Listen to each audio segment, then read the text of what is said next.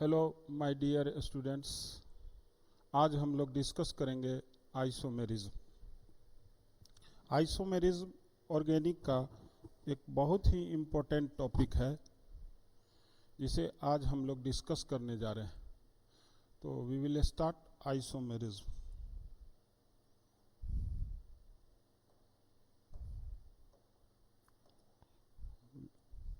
Isomerism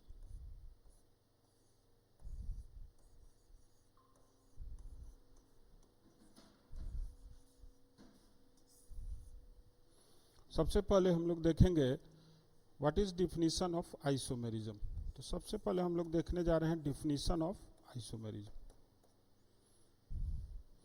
तो compounds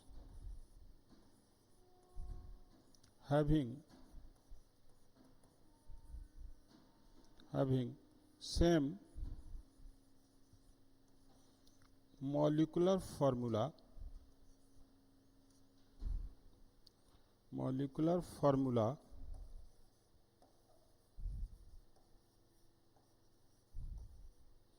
but different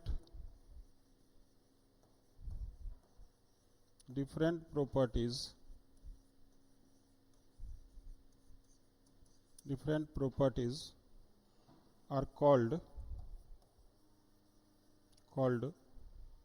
isomers, and this phenomenon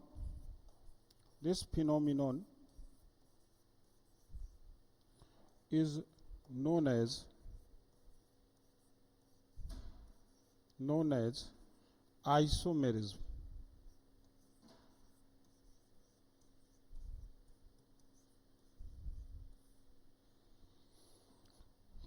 तो isomerism वो फिनोमिना है जिसमें एक से ज़्यादा कंपाउंड्स होंगे लेकिन उनकी मॉलिक्यूलर फार्मूला सेम होगी, लेकिन वो डिफरेंट प्रॉपर्टीज पोजेज करेंगे। तो ऐसे ही कंपाउंड्स को हम लोग आइसोमर्स बोलेंगे। तो आइसोमर्स होने के लिए एक जो प्राइमरी कंडीशन है कि सबका मॉलिक्यूलर फार्मूला सेम होना चाहिए। अगर मॉलिक्यूलर फार्मूला सेम नहीं है तो आइसोमर्स नहीं कहलाएंगे वो। तो आइसोमर्स होने के लिए सेम मॉलिक्यूलर फार्मूला है प्राइमरी कंडीशन। कुछ एग्जांपल से हम लोग क्लियर करेंगे। जैसे this compound is called ethanol, और एक और कंपाउंड हम लोग ले लेते हैं जिसे हम लोग बोलेंगे डाईमिथाइल ईथर। अगर इस दोनों कंपाउंड को अगर हम लोग देखें तो दोनों का फंक्शनल ग्रुप अलग अलग है। इस आधार पे हम लोग बोल सकते हैं कि ये दो डिफरेंट कंपाउंड्स हैं, but one thing is common between them, that is molecular formula.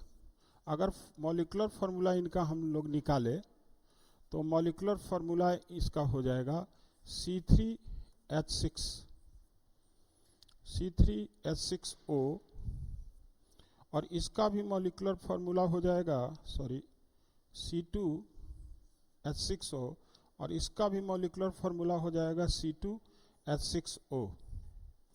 तो जैसा कि आप देख रहे हैं कि मॉलिक्यूलर फार्मूला दोनों का क्या है, सेम है, but because of different functional group हम लोग नेचुरली इसे डिफरेंट कंपाउंड्स ही बोलेंगे। एक है alcohol and other compound is ether. That is why they are both different compounds, but they have same molecular formula. That is why they are known as isomers. They are called isomers. और ऐसी ही phenomena या घटना को हम लोग isomerism का नाम दिए। तो आइसोमेरिज्म वो फिनोमिनन है जिसमें दो या दो से ज़्यादा, अभी तो दो कंपाउंड है, इससे ज़्यादा भी कंपाउंड हो सकते हैं, बट उनका मॉलिक्यूलर फार्मूला अगर सेम हो तो they will be known as isomers, और ये घटना कहला जाएगी आइसोमेरिज्म। अब हम लोग क्लासिफाई करेंगे आइसोमेरिज्म को। तो नेक्स्ट हम लोग अब क्लासिफाई करेंगे आइसोमेरिज्म को। आइसोमेरिज्म कितने तरह का है? तो आइसोमेरिज्म का जो क्लासिफिकेशन है, आइसोमेरिज्म का क्लासिफिकेशन करें या आइसोमर्स का क्लासिफिकेशन करें, बोथ आर सेम थिंग्स, कोई अंतर नहीं है। तो आइसोमेरिज्म या आइसोमर्स को हम लोग मेनली 2 पार्ट्स में क्लासिफाई करेंगे। पहले को हम लोग नाम देंगे स्ट्रक्चरल आइसोमेरिज्म या आइसोमर्स, और सेकेंड वाले को हम लोग नाम देंगे स्टीरियो या स्पेस या 3D आइसोमेरिज्म। तो पहले वाले को हम लोग स्ट्रक्चरल बोलते हैं और सेकेंड वाले को हम लोग स्टीरियो, स्पेस या 3D आइसोमेरिज्म का नाम देते हैं। स्ट्रक्चरल आइसोमर्स को फर्दर डिवाइड किया गया है। पहला है चेन आइसोमेरिज्म या isomer. Second one is called position isomerism. Third one is called functional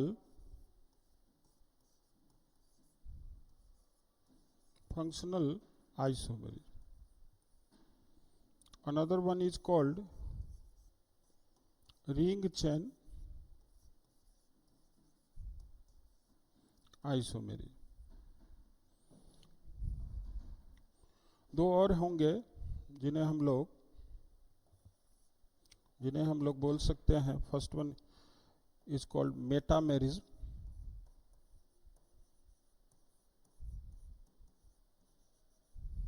and last one is called tautomerism.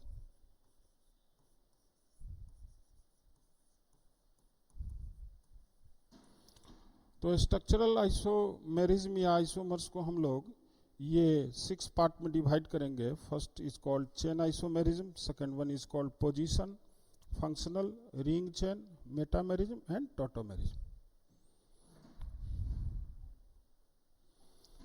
Stereo isomerism को हम लोग मेनली 2 पार्ट्स में डिवाइड करेंगे। First one is called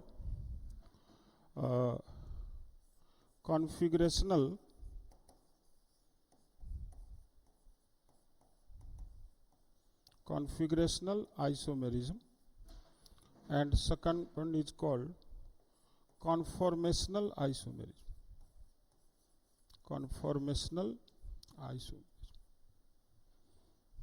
Configurational isomers are further divided into 2 parts. One is called geometrical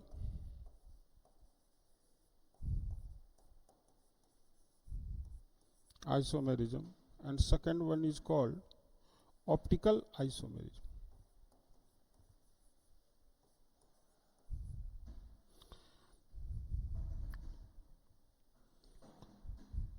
तो ये हम लोगों का स्टीरियो का 2 पार्ट्स हुआ, एक कॉन्फ़िगरेशनल और एक कॉन्फॉर्मेशनल। कॉन्फ़िगरेशनल को हम लोग फर्दर डिवाइड करेंगे ज्योमेट्रिकल और ऑप्टिकल। तो आइसोमर्स के बारे में कुछ हम लोग कॉमन पॉइंट्स या डिफरेंसेस को देखेंगे। तो हम लोग देखेंगे फीचर्स ऑफ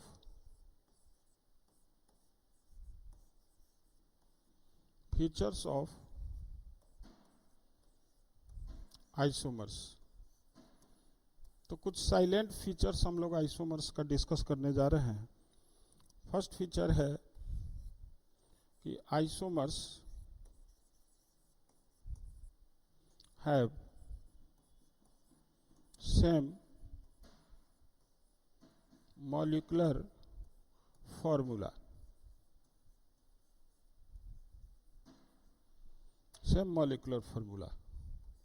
Second point है कि आइसोमर्स have same अगर मॉलिक्यूलर फार्मूला सेम है मीन्स मॉलिक्यूलर वेट भी सेम ही होगा, तो सेम मॉलिक्यूलर वेट, तो आइसोमर्स का मॉलिक्यूलर वेट सेम होगा। थर्ड वन इज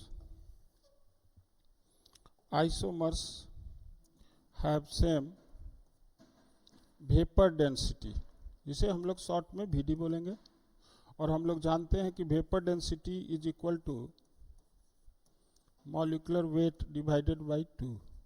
तो समझने की चीज़ है कि अगर मॉलिक्यूलर फार्मूला सेम है तो मॉलिक्यूलर वेट सेम होगा, और मॉलिक्यूलर वेट सेम होगा तो नेचुरली वेपर डेंसिटी भी सारे आइसोमर्स का सेम ही होगा।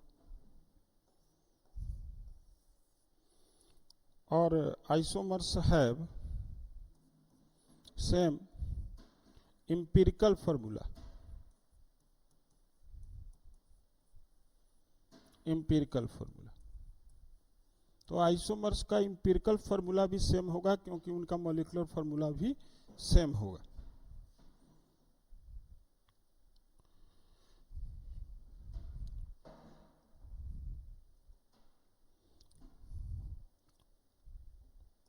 फिफ्थ पॉइंट में हम लोग ध्यान देंगे कि isomers have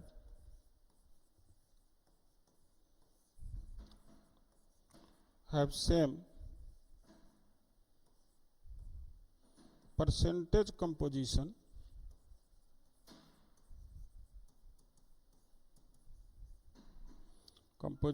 of elements।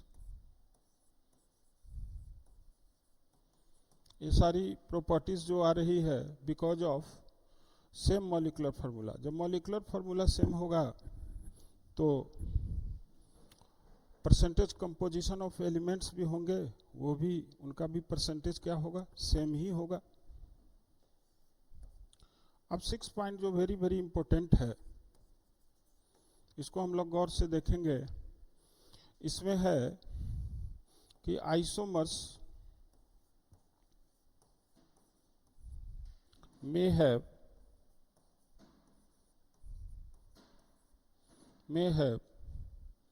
same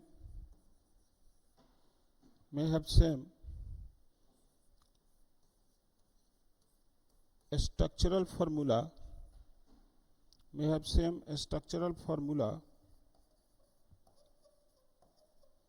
or structure same structural formula or may have different structural formula,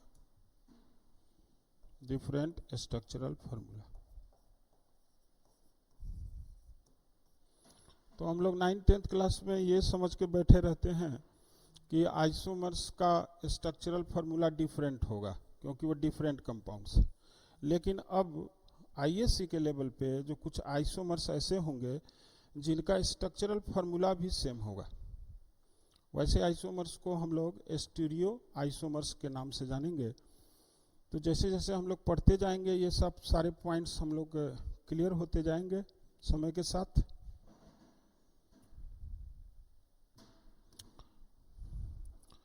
last point जो है,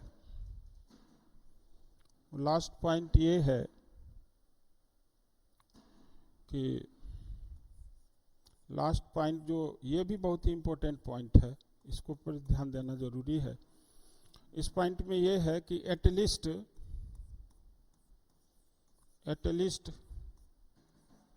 वन ऑफ द फिजिकल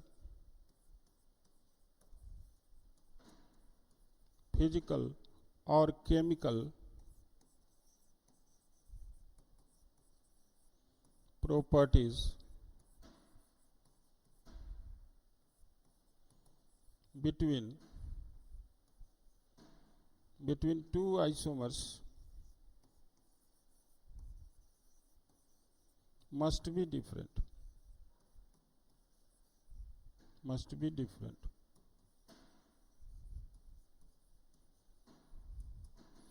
तो आगे स्टीरियो में हम लोग देखेंगे कि दो आइसोमर्स की अधिकांश फिजिकल और केमिकल प्रॉपर्टी मैच कर जाती है। एक आध ही ऐसी प्रॉपर्टीज बचती है जहाँ वे डिफर करते हैं। तो आइसोमर्स होने के लिए एक और इम्पोर्टेंट है कि मॉलिक्यूलर फार्मूला तो सेम है, लेकिन एकाध ऐसी फिजिकल या केमिकल प्रॉपर्टी अवश्य होनी चाहिए जहाँ पे दोनों आइसोमर्स को डिफर करना चाहिए। मतलब उनकी फिजिकल या केमिकल प्रॉपर्टीज में से कोई एक ऐसी प्रॉपर्टी ज़रूर होगी जहाँ वो एक दूसरे से डिफरेंट नेचर के होंगे। तो ये 7 पॉइंट्स जो हैं वो इसके बहुत ही इम्पोर्टेंट पॉइंट्स हैं। इसमें सबसे इम्पोर्टेंट पॉइंट्स जो ध्यान देने की है वो ये है कि मॉलिक्यूलर फार्मूला का सेम होना, और एक पॉइंट्स वो भी है कि इनका स्ट्रक्चरल फार्मूला सेम भी हो सकता है और डिफरेंट भी हो सकता है।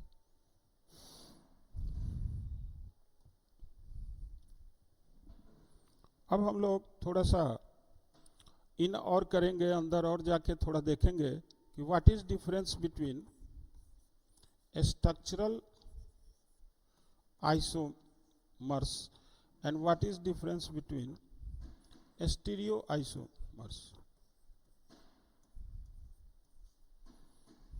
तो फर्स्ट पॉइंट हम लोग नोट करेंगे कि structural isomers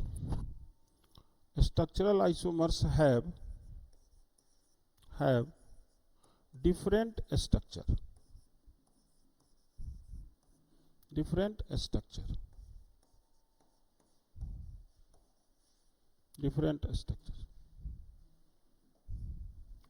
But stereoisomers have same structure.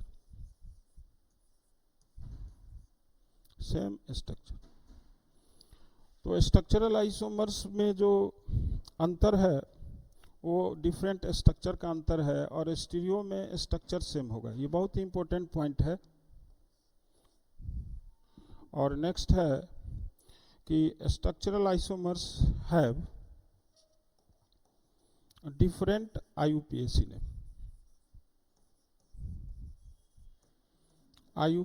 Name. अगर IUPAC नेम डिफरेंट हो रहा है तो नेचुरली वो कौन आइसोमर्स हो जाएंगे? Structural isomers. लेकिन चूंकि इनका स्ट्रक्चर सेम है इसलिए नेचुरली इनका IUPAC का नाम सेम हो जाएगा। तो these isomers have same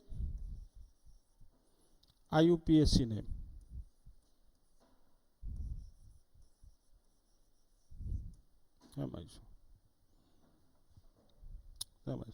ये बेसिक डिफरेंस है स्ट्रक्चरल और स्टीरियो आइसोमर्स के बीच में। स्ट्रक्चरल आइसोमर्स का स्ट्रक्चर अलग अलग होगा, स्टीरियो आइसोमर्स के स्ट्रक्चर सेम होंगे।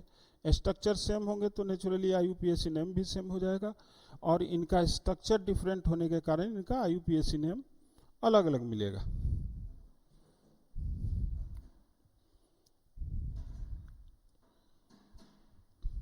थोड़ा सा हम स्टीरियो आइसोमर्स बताना चाहेंगे कि स्टीरियो जो आइसोमर्स होंगे, आइसोमर्स, और डेप्थ में हम लोग आगे पढ़ेंगे। थोड़ा सा हम लोग स्टीरियो आइसोमर्स पर अभी फोकस करेंगे कि stereo isomers, these isomers have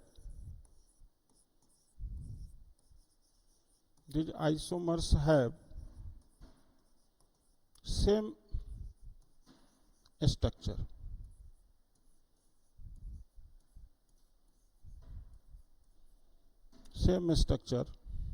but they differ in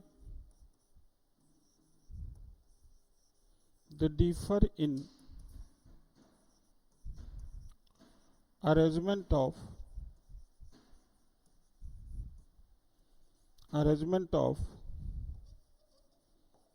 atoms or groups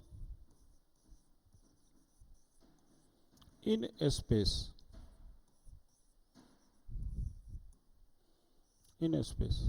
इसलिए इनका नाम पड़ा है space isomerism.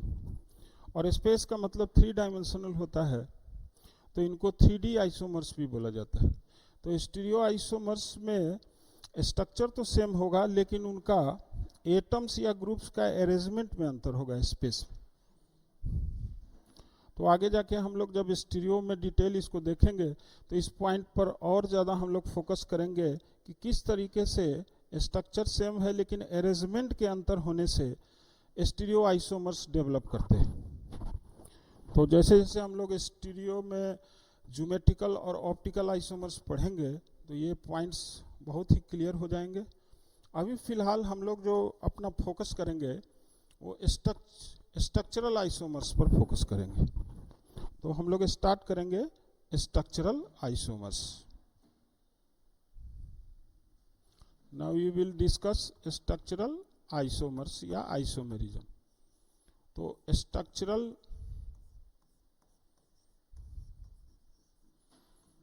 Isomers,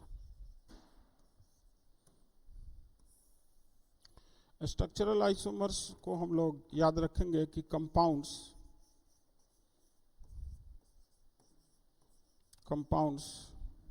having same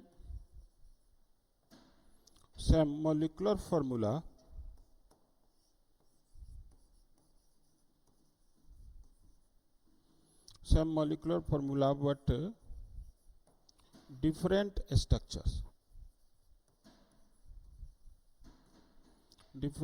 structures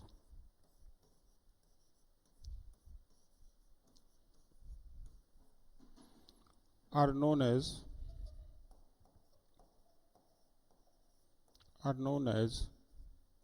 structural isomers।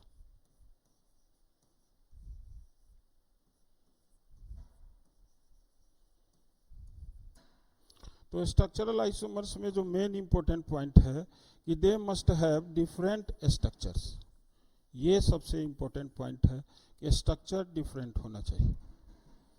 Structure different तभी होगा जब एटम टू एटम कनेक्टिविटी अलग अलग होगी। तो स्ट्रक्चरल आइसोमर्स में को अगर हम लोगों को जानना है तो हम लोगों को स्ट्रक्चर अलग अलग देखना आना चाहिए और साथ ही साथ एटम टू एटम कनेक्टिविटी भी अलग है ये भी पहचानने आना चाहिए। तो जैसे जैसे हम लोग स्ट्रक्चरल को पढ़ेंगे तो स्ट्रक्चरल आइसोमर्स को भी हम लोग क्लियरली समझ ही जाएंगे। तो स्ट्रक्चरल आइसोमर्स में हम लोग स्टार्ट करेंगे सबसे पहला chain isomers.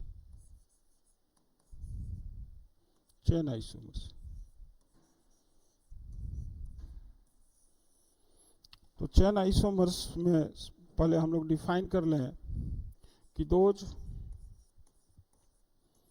structural isomers which have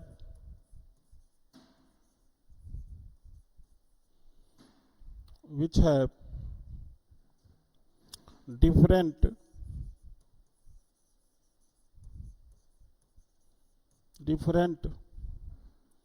parent chain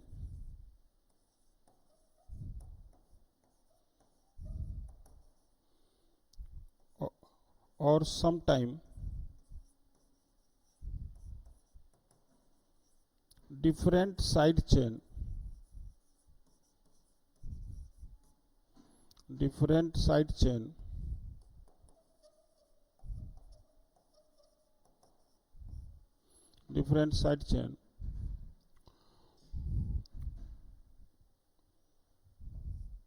are called chain isomers.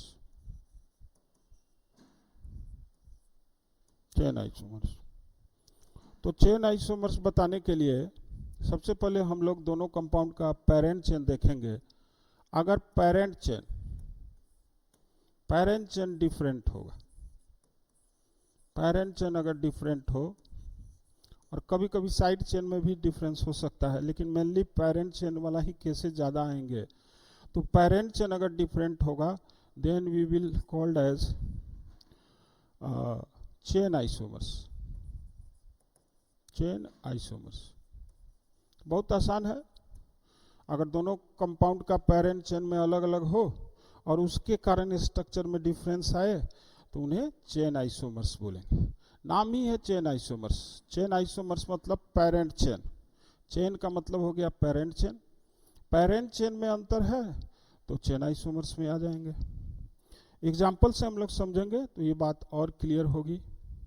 तो सम क्वेश्चंस आप ले सकते हैं या एग्जांपल्स। Identify chain isomers.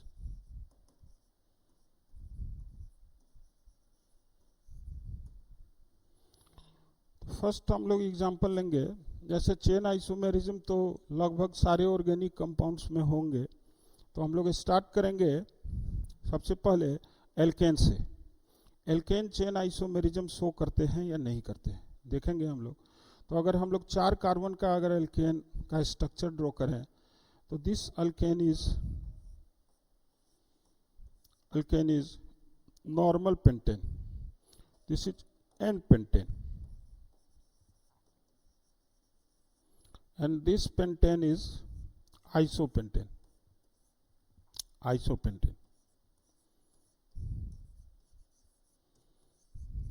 अब कोई हमसे पूछे कि कौन आइसोमर्स हैं, तो बहुत आसान है। इसके पेरेंट चेन में को अगर हम लोग देखें तो इसके पेरेंट चेन में 4 कार्बन है और इसके पेरेंट चेन में 3 कार्बन। आप देख सकते हैं अगर पेरेंट चेन आप लेना चाहेंगे तो यही होगा 4 कार्बन, और इसके पेरेंट चेन में टोटल कितने कार्बन आएंगे 3 कार्बन। तो पेरेंट चेन में अंतर का मतलब पेरेंट चेन में कार्बन का अंतर हो। अगर दोनों के पेरेंट चेन में कार्बन अलग हो गया तो हम लोग बोल सकते हैं कि पेरेंट चेन अलग अलग है। तो पेरेंट चेन में अंतर है तो इनको अगर कोई पूछे तो हम लोग इजीली बोल सकते हैं they are called chain isomers.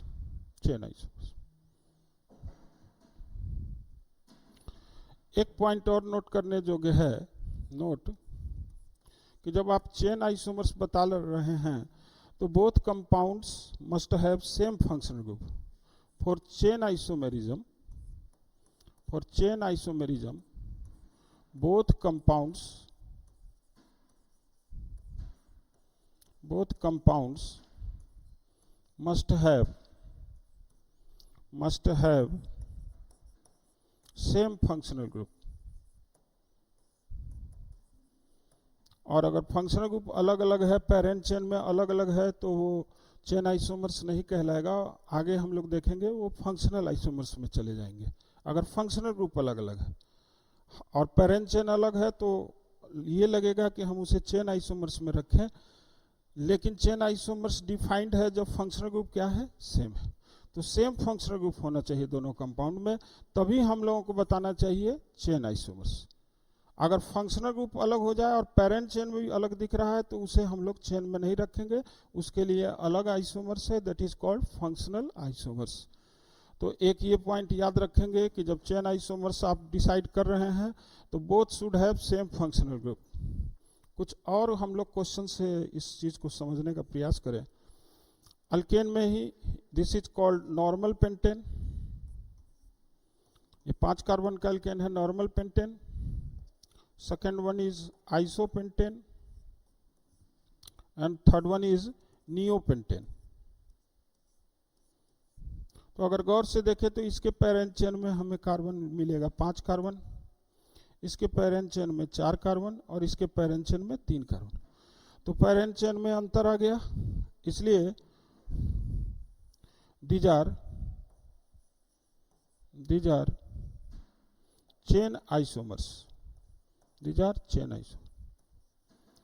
जैसे नॉर्मल पेंटेन, आइसोपेंटेन और नियोपेंटेन। अगर हमसे पूछा जाए कि नॉर्मल और आइसो में क्या रिलेशन है तो चेन आइसोमेरिज्म का है, या चेन आइसोमर्स है। नॉर्मल और नियो में क्या रिलेशन है तो चेन आइसोमेरिज्म का रिलेशन है, या दे आर चेन आइसोमर्स बोलेंगे। एक और क्वेश्चन पूछा जाता है कि ऑल आर, अगर पूछा जाए कि ऑल आर में हमें भरना है चेन आइसोमर्स। ये सब जो है एक दूसरे के रिस्पेक्ट में कौन आइसोमर्स कहलाएंगे, चेन आइसोमर्स कहलाएंगे। इसको अगर हम इससे कंपेयर करें या इसको इससे करें या इसको इससे करें, किसी एक दूसरे से कंपेयर करें, और चूंकि उनका पेरेंट चेन अलग अलग है, number of carbon atoms in parent chain अलग अलग है, they will be called as chain isomers. तो ये हम लोग अल्केन में चेन आइसोमेरिज्म का एग्जाम्पल देख रहे हैं। अब एक और प्रश्न उठता है कि एल्केन में मिनिमम कितना कार्बन होना चाहिए एल्केन में चेन आइसोमेरिज्म शो करने के लिए। तो याद रखेंगे कि एल्केन में एल्केन में मिनिमम 4 कार्बन होना चाहिए चेन आइसोमेरिज्म शो करने के लिए। तो मिनिमम 4, 3 कार्बन तक एल्केन में चेन आइसोमेरिज्म नहीं डेवलप होता है, उसके लिए कम से कम 4 कार्बन होना चाहिए। 4 कार्बन पर ही स्ट्रक्चर दो तरह का मिलता है, नॉर्मल और आइसो। अप टू 3 कार्बन एक ही स्ट्रक्चर पॉसिबल है। अगर मीथेन देखें तो 1 कार्बन का है तो एक ही स्ट्रक्चर है, इथेन 2 कार्बन का है उसका भी एक ही स्ट्रक्चर पॉसिबल है, प्रोपेन के 3 कार्बन है उसका भी एक ही स्ट्रक्चर पॉसिबल होगा। 2 स्ट्रक्चर पॉसिबल होगा फ्रॉम 4 कार्बन, 4 कार्बन से 2 स्ट्रक्चर बनना शुरू होगा, 5 कार्बन, 6 कार्बन, 7 कार्बन, उस सब में हम लोग चेन आइसोमेरिज्म ढूंढ सकते हैं। तो कम से कम 4 कार्बन होना चाहिए पेरेंट चेन में, 4 कार्बन होना चाहिए मिनिमम एल्केन में टू शो चेन आइसोमेरिज्म। तो एक क्वेश्चन ये पूछा जाता है कि चेन आइसोमेरिज्म एल्केन में कितने कार्बन से स्टार्ट होता है, या मिनिमम कितना कार्बन होना चाहिए चेन आइसोमेरिज्म अल्केन में शो करने के लिए। तो हमारा आंसर होगा 4 कार्बन। अब कुछ और एग्जांपल्स हम लोग ले लें, जैसे कि अल्कीन में हम लोगों को चेन आइसोमेरिज्म बताना है। तो क्या अल्कीन का स्टार्ट होगा 2 कार्बन से, तो क्या 2 कार्बन में अलग अलग स्ट्रक्चर पॉसिबल है? नहीं है। 3 कार्बन के केस में भी अलग अलग स्ट्रक्चर पॉसिबल नहीं है, तो चेन आइसोमेरिज्म नहीं हो पाएगा। 4 कार्बन से अगर हम लोग देखें तो अप टू 4 कार्बन, 4 कार्बन में हम लोग 3 स्ट्रक्चर लिख सकते हैं, ये पहला, ये दूसरा और ये तीसरा स्ट्रक्चर, ये तीसरा स्ट्रक्चर। तो इसमें से ये दोनों जो स्ट्रक्चर्स होंगे जिनके पेरेंट चेन में अंतर होगा, पेरेंट चेन में अंतर होगा, और इसका पेरेंट चेन तो इसके सेम समान ही होगा, तो इसका और इसका रिलेशन चेन आइसोमेरिज्म का हो सकता है, इसका और इसका रिलेशन चेन आइसोमेरिज्म का। तो 4 कार्बन के केस में, 4 कार्बन के केस में अगर हम लोग 1, इसको 1 बोलें, इसको 2 बोलें और इसको 3 बोलें, और आपसे कोई पूछे कि 1 और 2 का रिलेशन बताएं क्या है, 1 और 3 के बीच रिलेशन क्या है, और 1 और 2 और 3 के बीच क्या रिलेशन है, इसके बीच हमसे पूछा जाए तो 1 और 2 को अगर गौर से हम लोग देखें तो 1 और 2 में जो अंतर है वो है पेरेंट चेन का। इसके पेरेंट चेन में 4 और इसके पेरेंट चेन में 3 कार्बन, तो ये हो जाएंगे चेन आइसोमर्स। चेन आइसोमर्स 1 और 3 के बीच चूंकि पेरेंट चेन में इसमें भी 4 कार्बन है और इसमें भी 4 कार्बन है, दोनों का पेरेंट चेन सेम है, तो चेन आइसोमर्स तो इसे नहीं बोलेंगे, नॉट चेन आइसोमर्स। तो याद रखें अगर पेरेंट चेन सेम दिख रहा है तो in most of the cases वो कम से कम चेन आइसोमर्स तो नहीं होंगे। हाँ, कुछ फ्यू एक्सेप्शंस हैं, बट इन मैक्सिमम केसेज अगर पेरेंट चेन सेम दिख रहा है तो हम बहुत आसानी से लिख सकते हैं कि they are not chain isomers. तो क्या है, तो आगे जाके हम लोग पढ़ेंगे, ये है positional isomers, they are called positional. लेकिन अभी हम लोग पढ़े नहीं है पोजिशनल, फिलहाल हम लोग जवाब ये दे सकते हैं कि कम से कम ये चेन आइसोमर्स तो नहीं है। अब बात है सेकेंड और थर्ड के बीच में, तो बहुत क्लियर है, इसके पेरेंट चेन में 4 कार्बन, इसके पेरेंट चेन में 3 कार्बन, इसलिए इसे इजीली हम लोग बोल सकते हैं चेन आइसोमर। तो अब इस पे 2-3 चीजें पूछी जाती हैं कि अल्कीन में चेन आइसोमेरिज्म का स्टार्ट होने के लिए कम से कम कितने कार्बन की जरूरत है।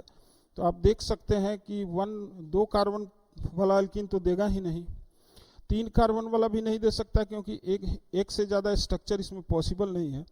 4 कार्बन वाले में 3 स्ट्रक्चर पॉसिबल है, और 3 स्ट्रक्चर्स में से कुछ पोजिशनल हो जाते हैं और कुछ चेन हो जाते हैं। जैसे 1 और 2 चेन हो जाएगा और 2 और 3 भी चेन होगा, लेकिन 1 और 3 चेन आइसोमर्स नहीं बोले जाएंगे, हम लोग आगे पढ़ेंगे, they are called positional isomers. तो अल्कीन में कम से कम 4 कार्बन होना चाहिए। अब आपसे पूछा जा सकता है कि अल्काइन में चेन आइसोमेरिज्म का स्टार्ट होने के लिए कम से कम कितने कार्बन की जरूरत है। तो अल्काइन का अगर हम लोग केस लें तो 2 कार्बन का एल्काइन का एक ही स्ट्रक्चर होता है, तो इसमें तो होगा ही नहीं। 3 कार्बन का एल्काइन दुनिया में एक ही होता है, एक स्ट्रक्चर के साथ, इसमें भी चेन आइसोमेरिज्म नहीं हो सकता है। 4 कार्बन का एल्काइन का 2 स्ट्रक्चर्स है, एक ये है और एक ये है, तो 4 कार्बन का एल्काइन में पैरेंट चेन दोनों का सेम है, तो इस केस में भी चेन आइसोमेरिज्म संभव नहीं। तो जैसा कि हम लोगों ने पिछले क्वेश्चन में देखा, एल्कीन में 4 कार्बन होना चाहिए चेन आइसोमेरिज्म के, लेकिन बच्चे यही गलती करते हैं, सोचते हैं कि एल्कीन के समान ही एल्काइन ही होता है, तो उसमें भी बोलते हैं कि नहीं 4 ही कार्बन पर चेन आइसोमेरिज्म होगा। तो अल्काइन के केस में 4 कार्बन का जो एल्काइन होता है वो 2 ही स्ट्रक्चर में एग्जिस्ट करता है, और दोनों स्ट्रक्चर का चूंकि पेरेंट चेन सेम है इसलिए इसे चेन आइसोमर्स नहीं बोलेंगे। तो अल्काइन में चेन आइसोमेरिज्म स्टार्ट होने के लिए अप टू 5 कार्बन की जरूरत पड़ती है। 5 कार्बन से चेन आइसोमेरिज्म का स्टार्ट हो सकता है। जैसे 5 में एक स्ट्रक्चर मैंने ये लिखा और दूसरा स्ट्रक्चर सपोज कीजिए मैंने ये लिखा, और तीसरा स्ट्रक्चर मैं ऐसे कुछ सोच सकता हूं। तो नेचुरली है कि इसमें अगर इसको हम पहला बोलें, इसको दूसरा बोलें और इसको तीसरा बोलें, तो आप से अगर पूछा जाए कि 1 और 2 में क्या रिलेशन है, 1 और 3 में क्या रिलेशन है, और 2 और 3 में क्या रिलेशन है, तो आप खुद चेक कर सकते हैं। इसके पैरेंट चेन में कितने कार्बन है, 5 कार्बन है। इसके पैरेंट चेन में टोटल कार्बन कितने हैं, 5 है, तो इसमें 5 है। इसके पैरेंट चेन में भी टोटल कार्बन 5 है, और इसके पैरेंट चेन में कार्बन 4 है। तो पैरेंट चेन को देख के हम लोग बहुत आसानी से बोल सकते हैं कि 1 और 2 में पैरेंट चेन सेम है, तो कम से कम ये चेन आइसोमर्स तो नहीं है, नॉट चेन आइसोमर्स। आगे पढ़ेंगे, they are called positional isomers. 1 और 3 में पैरेंट चेन में 5 कार्बन, इसमें 4 कार्बन, तो ये हो जाएगा चेन आइसोमर। और रही बात 2 और 3 के बीच में, तो इसमें 5 कार्बन है, इसमें 4 है, ये भी कौन आइसोमर्स हो जाएंगे, चेन आइसोमर। तो ध्यान दें कि अल्काइन के केस में कम से कम 5 कार्बन की जरूरत है, तभी उसमें कौन आइसोमेरिज्म डेवलप कर सकता है, चेन आइसोमर्स। हालांकि 5 कार्बन के केस में पोजिशनल आइसोमर्स भी होता है, रिलेशन होता है। तो चेन आइसोमर्स होने के लिए कम से कम 5 कार्बन की जरूरत है। और आगे हम लोग पढ़ेंगे पोजिशनल होने के लिए अल्काइन के केस में 4 ही कार्बन की जरूरत पड़ती है, जो कि इस एग्जांपल्स में हम लोग आसानी से समझ सकते हैं। पैरेंट चेन सेम है, ये आगे जाके पोजिशनल में काउंट होगा। तो पोजिशनल होने के लिए कम से कम 4 कार्बन, लेकिन चेन आइसोमर्स होने के लिए मिनिमम 5 कार्बन का होना जरूरी है। तो अब सवाल उठता है कि क्या अदर जो ऑर्गेनिक कंपाउंड्स हैं क्या ये आइसोमेरिज्म शो करते हैं। तो 5वां एग्जांपल्स में लेता हूं, 5th एग्जांपल से हम लोग समझेंगे। जैसे क्या अल्कोहल में चेन आइसोमेरिज्म हो सकता है, तो एक अल्कोहल का हम लोग एग्जांपल लें, जैसे ये, और इस अल्कोहल का हम लोग एग्जांपल लें। अब दोनों का अगर पैरेंट चेन नोमेनक्लेचर अगर पढ़े होंगे तो पैरेंट चेन आप आसानी से बता सकते हैं। इसके पैरेंट चेन में 4 कार्बन है और इसके पैरेंट चेन में कितने कार्बन है, 3 कार्बन है। पैरेंट चेन का अंतर है, तो हम लोग इजिली इसे बोल सकते हैं चेन आइसोमर। अब अल्कोहल में भी पूछा जा सकता है कि कम से कम कितने कार्बन के अल्कोहल में चेन आइसोमेरिज्म स्टार्ट हो सकता है। तो आप खुद सोच सकते हैं, थोड़ा सा आप लॉजिक लगाएंगे। 1 कार्बन का अल्कोहल ये है, 2 कार्बन का अल्कोहल ये है, ये एक सिंगल स्ट्रक्चर में एग्जिस्ट करेगा, ये भी सिंगल स्ट्रक्चर में एग्जिस्ट करेगा, तो अप टू 2 कार्बन तक तो हो ही नहीं सकता है। 3 कार्बन के केस में 2 तरह का अल्कोहल बनता है, एक प्रोपेन 1 ऑल और दूसरा है प्रोपेन 2 ऑल। तो स्वाभाविक है कि इसके पैरेंट चेन सेम है, पैरेंट चेन सेम है, तो पेरेंट चेन सेम है तो not chain isomers, not chain isomers. अब 4 कार्बन ले लीजिए, तो 4 कार्बन के केस में हमने इजीली 2 स्ट्रक्चर ड्रॉ कर दिया है जिसका पेरेंट चेन में अंतर है, that is why they are called chain isomers. तो अल्कोहल में भी चेन आइसोमर से स्टार्ट होने के लिए कम से कम मिनिमम 4 कार्बन की जरूरत पड़ती है। तो इस तरह के क्वेश्चंस को हम लोग बहुत ही आसानी से एक्सप्लेन कर सकते हैं, बता सकते हैं।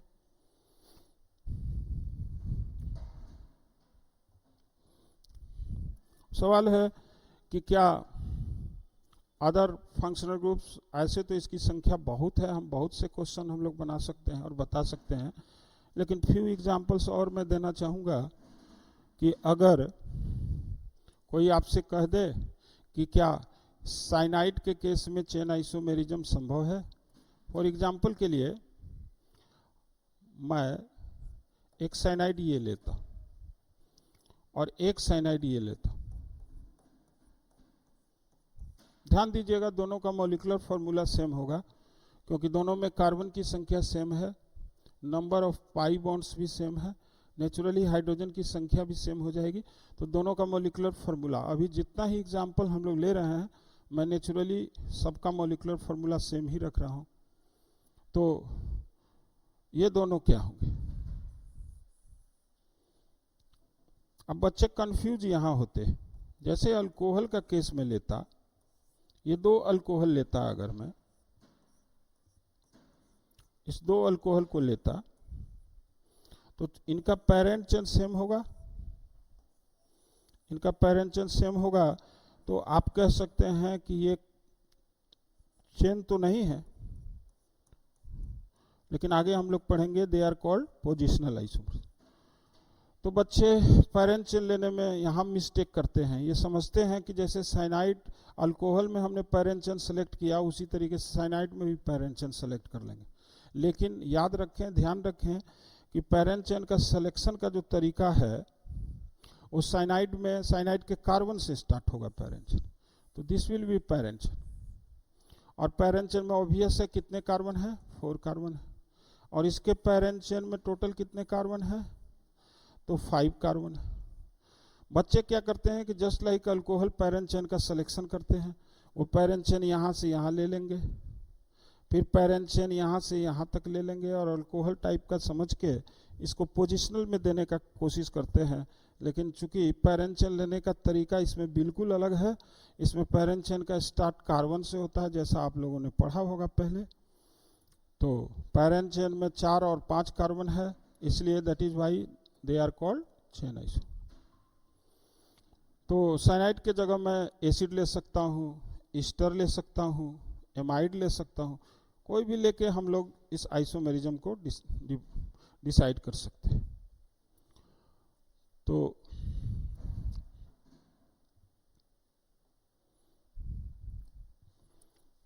नेक्स्ट और आगे नहीं और पढ़ा सकते हैं।